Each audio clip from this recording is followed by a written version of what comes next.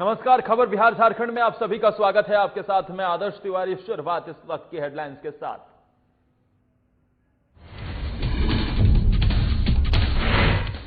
रांची में लोगों ने घरों में सादगी के साथ मनाई ईद। कोरोना की वजह से ईद पर भी लगा ग्रहण। बाजारों में नहीं सजी दुकानें, फीका नजर आया ईद का त्योहार।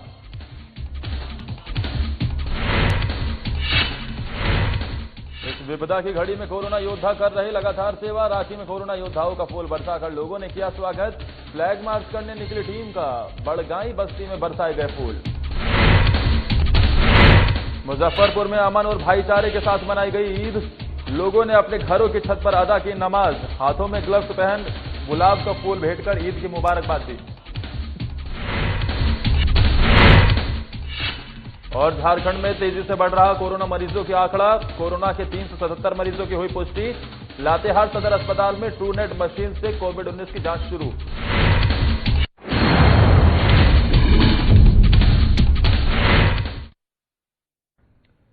ईद उल फितर मुस्लिमों का सबसे बड़ा त्योहार है, जिसे मुस्लिम वर्ग काफी धूमधाम से मनाते हैं। लेकिन इस बार की ईद काफी फीकी नजर आ रही है। कोरोना ने बाकी त्योहारों की तरह ईद पर भी ग्रहण लगा दिया है।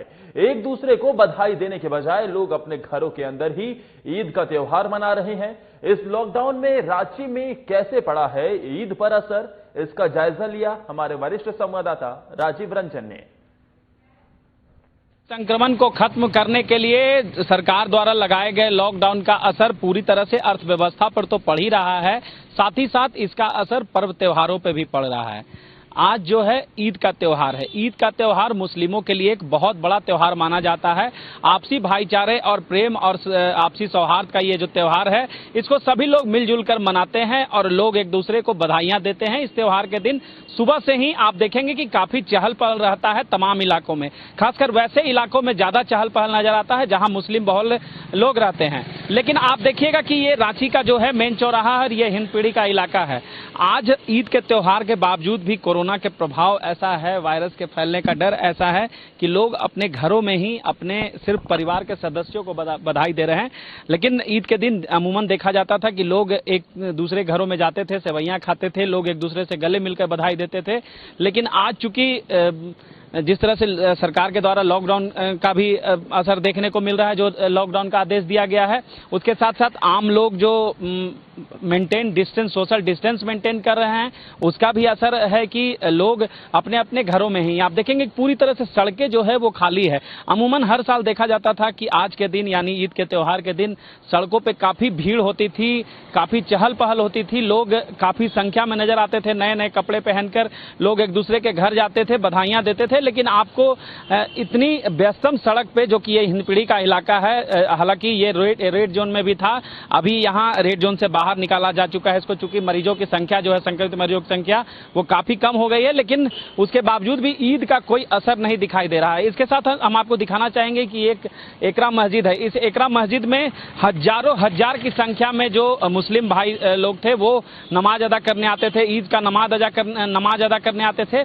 लेकिन आज कोरोना का ऐसा असर है, ऐसा खौफ है और सोशल डिस्टेंस की जो बात कही जा रही है उसका ऐसा पालन किया जा रहा है कि आप देखेंगे कि मस्जिदों में भी काफी कम संख्या में लोग मौजूद हैं, ना के बराबर लोग मौजूद हैं। यानी जो मस्जिद के जो मौलवी है वही सिर्फ अंदर मौजूद है, बल्कि दूसरे जो लोग हैं वो अपने घरों में ही नमाज अदा किए हैं। तो ये एक बहुत अच्छी पहल भी कह सकते हैं, लेकिन आप एक खौफ भी कह सकते हैं कि इतने बड़े त्योहार पे किस तरह खौफ किसके कदर हावी है कि आप ये नजारा देखेंगे। हम आपको दूसरी तरफ भी दिखाएंगे कि ये देखिए हिंदपीढ़ी के अपोजिट साइड का जो इलाका है ये भी मुस्लिम बहुल क्षेत्र है।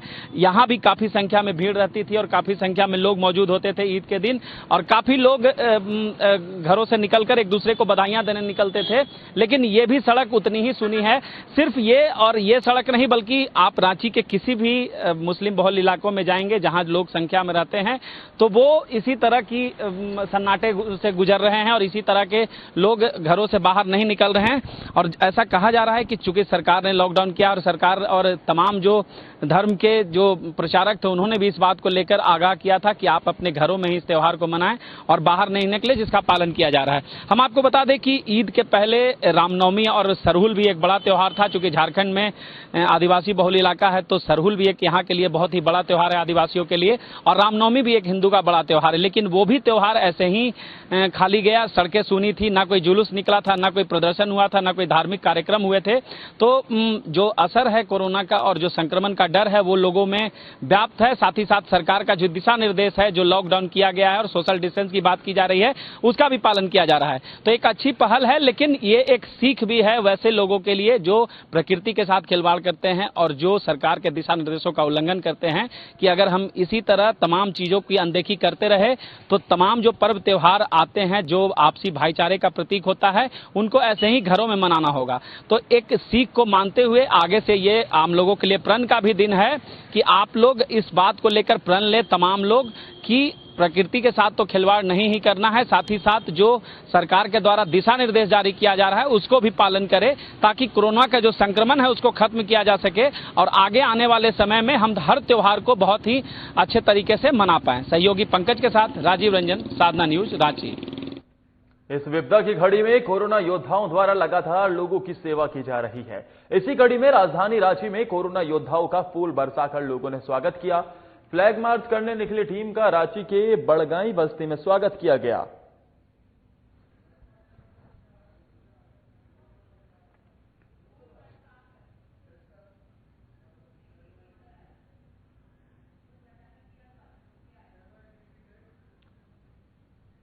उधर मुजफ्फरपुर में अमन और भाईचारे का त्योहार ईद हर्षोल्लास के साथ मनाया गया, लेकिन ईद पर कोरोना काल का असर साफ देखा गया। लोगों ने अपने घरों की छत पर नमाज अदा की। इस दौरान तमाम ईदगाह मस्जिद बंद रहे। बताते चले कि नमाज के दौरान सोशल डिस्टेंसिंग के साथ नमाजियों ने मास्क का भी प्रयोग किया। सभी नमाजियों ने इस दौरान नए लिबास के साथ साथ हाथों में ग्लव्स भी पहने और नमाज के बाद गले मिलने के बजाय एक दूसरे को गुलाब का फूल भेंट कर ईद की मुबारकबाद दी।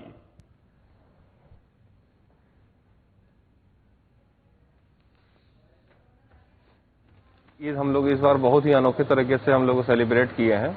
अपने घरों में नमाज पढ़े हैं, सोशल डिस्टेंसिंग का पालन करते हुए। जैसे उलेमाओं का बयान था और प्रशासन का कहना था कि आप लोग सोशल डिस्टेंसिंग का पालन कीजिए, उस सबको मद्देनजर हम लोग देखते हैं बहुत अच्छे से हम लोग ईद की नमाज इस बार पहली बार अदा किया है।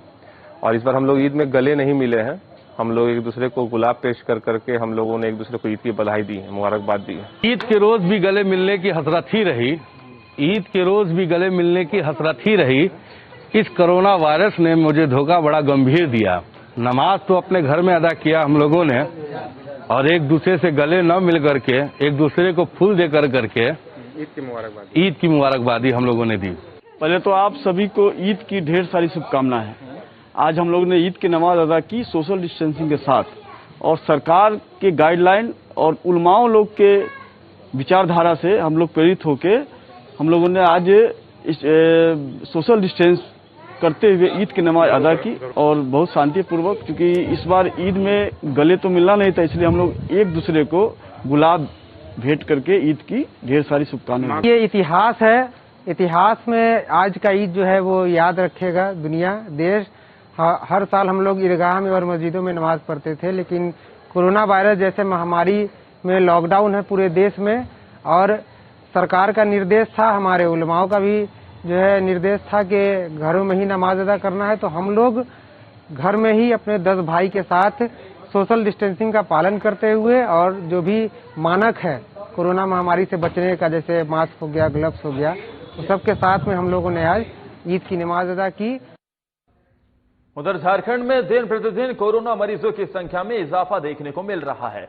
वर्तमान में कोरोना के 377 मरीजों की पुष्टि हो चुकी है। इधर कोरोना जांच में तेजी लाने के लिए लातेहार सदर अस्पताल में ट्रूनेट मशीन से कोविड-19 की जांच शुरू होगी।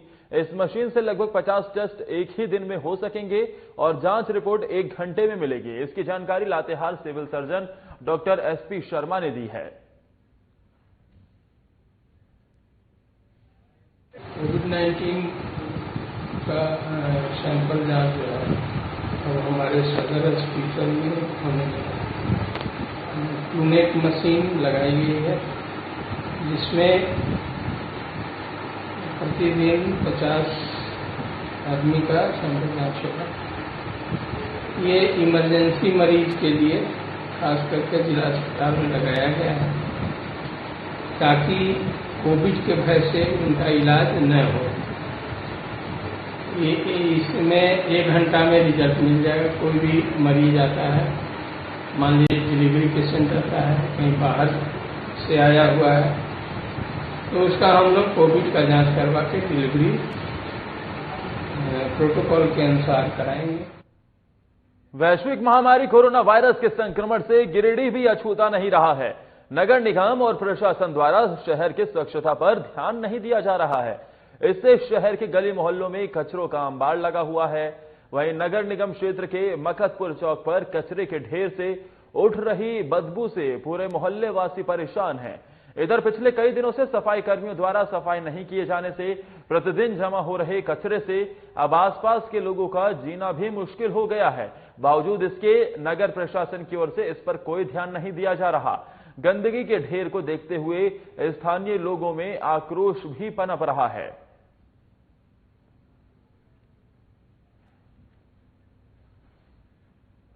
निगम के द्वारा शहर में पिछले कई दिनों से मकतपुर रोड पर जो कूड़ा का अंबार लगा हुआ है, देखने को तो पूरा नगर निगम इस बात को कहने से इनकार नहीं करता है कि मैं पूरी स्वच्छता को अपना रहा हूं, लेकिन आप देख लीजिए कि यही स्वच्छता है गिरिडीह नगर निगम की। हालात ऐसे हैं कि कोरोना जैसी इस वैश्विक महामारी में अगर इसी प्रकार से कूड़ा जमा रहेगा तो निश्चित तौर से कोरोना, जिससे पूरा विश्व आज झेल रहा है, कहीं ना कहीं हम लोगों को भी उस घेरे में आ जाना पड़ेगा। और इसी के साथ वक्त एक ब्रेक का हो चला है, फौरन हाजिर होते हैं। आप देखते रहिए साधना प्लस।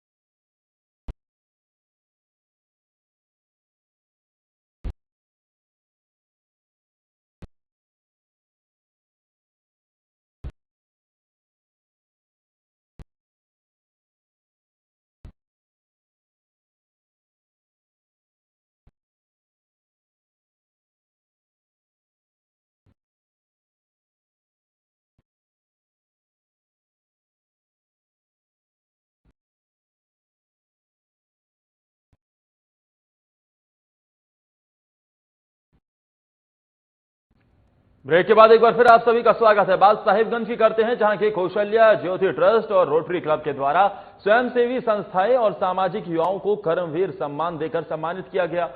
संस्था के अध्यक्ष डॉक्टर सुरेंद्र नाथ तिवारी और सचिन मनीष दुबे ने यह बताया है कि साहिबगंज जिले में कई लड़के और लड़कियों का समूह इस विश्वव्यापी महामारी में सार्थक कार्य कर रहा है। यह सम्मान राष्ट्रीय स्वयंसेवक संघ के जिला प्रचारक विगेंद्र जी के हाथों दिया गया। सभी को एक कर्मवीर सम्मान पत्र, मास्क और सैनिटाइजर दिया गया।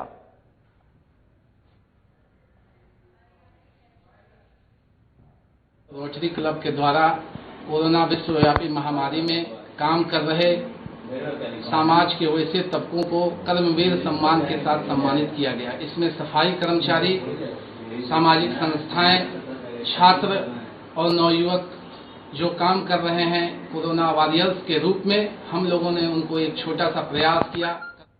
कोरोना महामारी से बचाव के लिए जिस प्रकार केंद्र और बिहार की सरकार कोई कसर नहीं छोड़ना चाहती, उसी की तर्ज पर सरकार के दिशा निर्देश का पालन करने के लिए बेतिया में सभी पंचायत स्तरीय जनप्रतिनिधि भी इसका पालन करने के लिए संकल्पित हैं।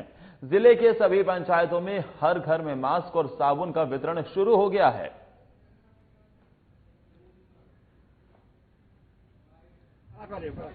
मेरी पंचायत में करीब 6000 गृह संख्या है। उसमें हर घर में 4 मास्क और 2 साबुन सरकार के आदेश मिला है हम लोगों को वितरण करने के लिए। तो मैं 3 और 4 वार्ड में आज शुरू कराया हूँ बांटवाने के लिए। प्रत्येक घर में 2 साबुन 4 मास्क बंटवा रहे हैं वार्ड सदस्य लोगों से। और सारे लोगों से विनती करते हैं कि सारे लोग अपने हाथ धोकर खाना खाएं और हर समय हाथ धोकर साफ सुथरा रहें, और नमाज में जाएं तो हाथ धोकर और मास्क लगाकर अपने नमाज में जाकर नमाज पढ़े। मास्क और साबुन बंटवा रहे हैं। सरकार का जो निर्देशानुसार था उसको साबुन और मास्क को दोनों बंटवा रहे हैं, ताकि मास्क पहन कर लोग चले और जो भी है हाथ धोकर खाना खाएं। झारखंड में कोरोना मरीजों की संख्या बढ़कर 377 हो गई है। वहीं बात करें गढ़वा की, तो गढ़वा में कोरोना वायरस ने अपना अर्धशतक पूरा कर लिया है। जिले में एक बार फिर 3 कोरोना पॉजिटिव मरीज मिलने से जिले में कोरोना के कुल मामले 50 हो गए हैं। तीनों एक ही सदर प्रखंड के ही हैं। सदर प्रखंड के कोरवाडीह गांव के हैं। आपको बता दें कि जिले में जितने भी पॉजिटिव मरीज मिले हैं सभी की ट्रैवल हिस्ट्री महाराष्ट्र और गुजरात की है। लगातार मरीजों की संख्या में वृद्धि होने से जिला प्रशासन सहित स्वास्थ्य विभाग की नींद उड़ी हुई है। वहीं जिले वासियों में भी भय का माहौल है।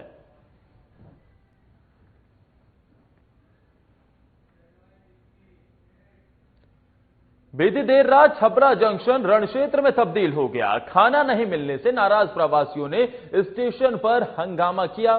श्रमिक स्पेशल ट्रेन के लेट लतीफी से परेशान यात्रियों ने रविवार की रात छपरा जंक्शन के 1 नंबर प्लेटफॉर्म पर जबरदस्त पथराव कर दिया। इस पथराव में आरपीएफ पोस्ट के काउंटर सहित 2 और 3 नंबर प्लेटफॉर्म पर स्थित फूड स्टॉल को आक्रोशित यात्रियों ने क्षतिग्रस्त कर दिया। यात्रियों का आरोप है कि श्रमिक स्पेशल ट्रेन 21 तारीख को सूरत से चली थी। ट्रेन की लेट लतीफी और सुविधाओं के अभाव में प्रवासियों ने जब इसकी शिकायत आरपीएफ के जवानों से की, तब एक यात्री की पिटाई के बाद सभी यात्री उग्र हो गए और प्लेटफॉर्म पर पथराव कर दिया। इस घटना के दौरान स्टेशन पर मौजूद सभी सुरक्षाकर्मी भाग खड़े हुए, लेकिन स्टेशन के बाहरी परिसर में तैनात बिहार पुलिस के जवानों को जब इसकी जानकारी हुई तो वो लोग स्थिति को नियंत्रण करने की कोशिश में गोरखा पुलिस कर्मियों को गंभीर चोटें भी आई है। साथ ही उन्होंने कोशिश में भी, देखिए ये जो पुलिसकर्मी है स्थिति को कंट्रोल करने की कोशिश में वो जुटे रहे और आखिरकार उन्होंने कामयाबी भी पाई।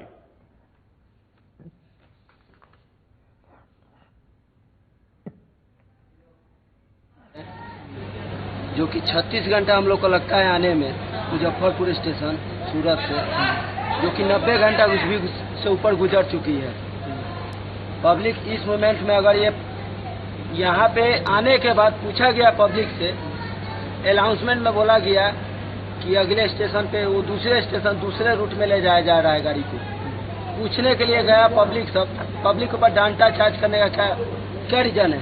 90 घंटा से गाड़ी चल रहा है, बच्चा भूखा है, एक भी स्टेशन पे ना बच्चे को खाना मिल रहा। एक स्टेशन पे बोला गया अभी बना, इतना घंटा 36 घंटा का रास्ता है, तो अभी 4 दिन से घुमा रहा है, गुस्सा किसी को नहीं है। कहाँ से आ रही हैं आप लोग? सूरत से आ रहे हैं।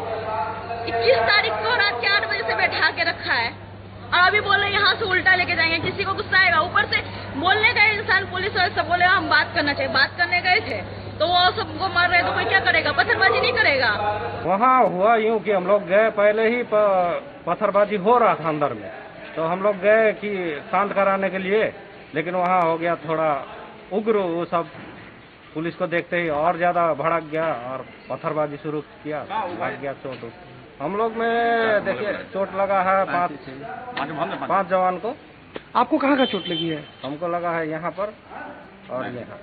ये तो जो बिहार मजदूर था उसको लेने गए थे, उसको हटाने के लिए भीड़ अचानक पथराव कर दिया वो लोग। इसी कारण से पथराव में भीड़ में वो लोग हटाने जा रहे थे और वो लोग पथराव कर दिया, इसी कारण से लोग भी लगभग 500 से 1000 बंदे थे वो लोग। और पूरा तोड़फोड़ भी किया स्टेशन? जी जी, सरकारी सामान पूरा तोड़फोड़ हो गया, पूरा तहस नहस कर दिया। अच्छा, आपके बटालियन के कितने लोगों को चोट लगी है? हमारे बटालियन के लगभग 6-7 गोरखा बटालियन का चोट लगा है। आपको सिर पे चोट लगी है और कहाँ चोट लगी है? सिर दोनों तरफ, सिर आगे पीछे दोनों तरफ चोट लगा। उधर सीतामढ़ी के डुमरा पीएचसी में प्रवासी मजदूरों ने जमकर बवाल काटा। दरअसल थर्मल स्क्रीनिंग में हो रही देरी को लेकर प्रवासी मजदूरों का गुस्सा फूट पड़ा। मौके पर मौजूद प्रवासी मजदूरों का कहना है कि वो सुबह सवेरे थर्मल स्क्रीनिंग कराने को लेकर पीएचसी पहुंच जाते हैं, लेकिन उन्हें सुबह से लेकर शाम तक स्क्रीनिंग कराने के लिए लाइन में लगना पड़ता है। तेज धूप में काफी परेशानी का सामना भी करना पड़ता है। आपको बता दें कि सीतामढ़ी के डुमरा पीएचसी में थर्मल स्क्रीनिंग की सिर्फ एक ही मशीन है, जबकि यहां मजदूरों की तादाद काफी ज्यादा है, जिसको लेकर स्क्रीनिंग करने में काफी समय लग जाता है। स्क्रीनिंग के दौरान सोशल डिस्टेंसिंग की भी जमकर धज्जियां उड़ाई जा रही हैं।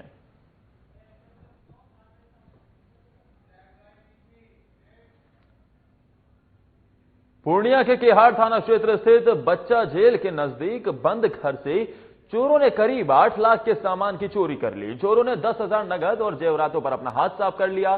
पीड़ित जयवर्धन सिंह ने बताया कि बीते 13 मई को उनके पिता की मृत्यु हो गई थी, जिसके बाद सपरिवार वो अपने गांव राजधाम गए थे। इसी का फायदा उठाकर चोरों ने इस घटना को अंजाम दिया है। इधर घटना की सूचना मिलते ही केहार थाने की पुलिस घटनास्थल पर पहुंच मामले की जांच में जुट गई है। ये है कि अभी ये ससुर जी का इंतकाल हुआ था 12 तारीख को मध्य रात्रि के आसपास, तो हम लोग सब उन्हीं के क्रियाक्रम में, उनका पैतृक गांव है यहाँ पे राजधाम महेशकूट के पास, वहीं थे और यहाँ स्टाफ रहता था। रात में आके 8 बजे करीब आ जाता था, खाना पीना खा के सो जाता था। कल वो जब आया, ताला खोल के अंदर घुसा, तो उसने अलर्ट किया तुरंत फोन करके कि पूरा रूम खुला हुआ है, ये जो भी सेफ है वो सब, यही जो स्थिति देख रहे हैं वो कल रात से ही है। तो हम लोग आनंद फंड में वहाँ से कुछ लोग आ गए यहाँ पे कि देखते हैं, और पुलिस कार्रवाई जो भी करनी है उसके लिए हमारा प्रेजेंस चाहिए था, तो हम आ गए हैं। सूचना मिला कि पांडे सर के घर में कुछ चोरी हो गया, उसी के सिलसिले में हम लोग आए हैं। सुभाष चंद्र जी? हाँ, सुभाष चंद्र जी सर। जांच में जुट रहे हैं? हाँ, जांच में लगे हुए हैं। भोजपुर जिले के कोइलवर में पिछले 8 दिनों से क्वारंटीन में रह रहे श्रमिक की इलाज के दौरान मौत हो गई। श्रमिक की मौत के बाद जिले में हड़कंप की स्थिति है। आपको बता दें कि स्पेशल ट्रेन से श्रमिक 9 दिन पहले सूरत से कोइलवर आया था, जिसके बाद जिला प्रशासन ने इस युवक को कोइलवर के क्वारंटीन सेंटर में रखा था।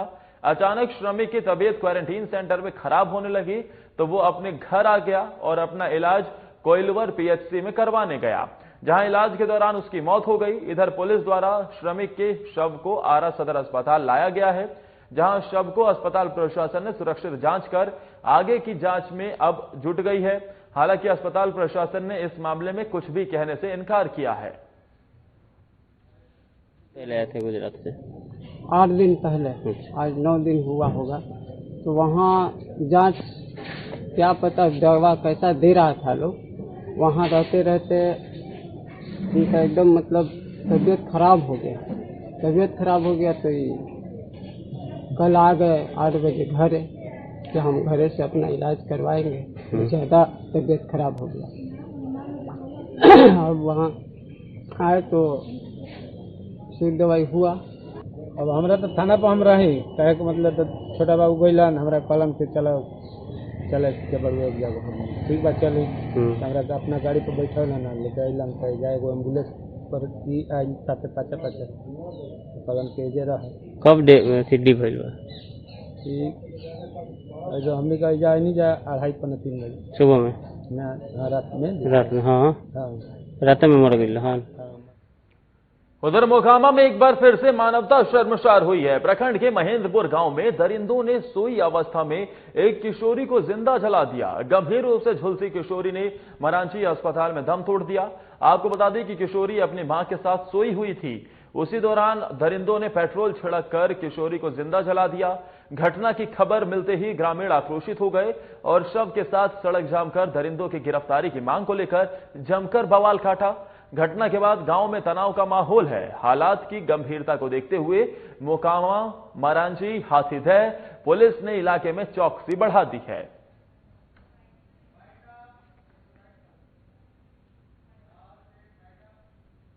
इस बुलेटिन में इतना ही। आप देखते रहिए साधना प्लस।